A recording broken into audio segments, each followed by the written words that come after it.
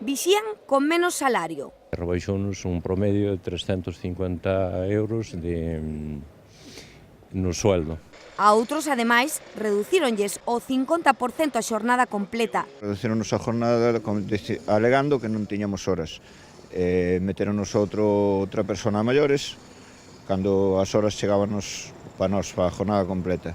Os gardas de seguridade do Museo Provincial e do Pazo dos Deportes están a ser vítimas da reforma laboral.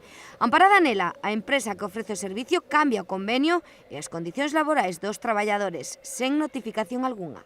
Nos descontó la nómina, lo llamamos y nos dice que eso fue un error informático, que no nos contó la verdad.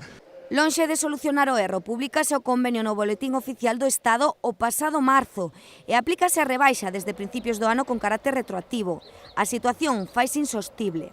300 y pico, más 300 y pico son 600 y pico. Y si estuvimos descontándonos hace, no sé, 5 meses, 6, 7, descontándonos 600 y pico euros. De 1.200 que estábamos cobrando habitualmente, más menos, 600 e pico, 700 euros menos estamos cobrando.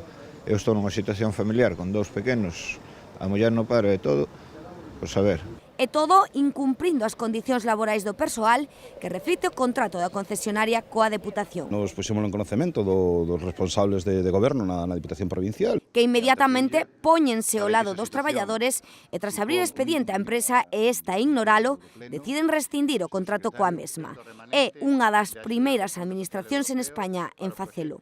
Detectamos que efectivamente o que era unha parte fundamental dese acordo, que era o pacto de respetar o convenio colectivo, non se cumplía. E a empresa, a través das posibilidades que ofrecía a reforma laboral que fixo o goberno de Mariano Rajoy, o que facía era menos valorar e reducir os dereitos que tiñan retributivos os traballadores.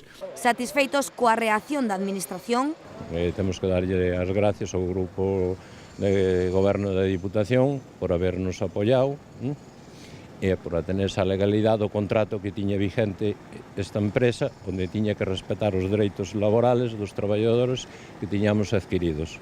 os traballadores agardan agora recuperar canto antes a situación laboral que tiñan e os 30.000 euros que en total lles retiraron contra a legalidade.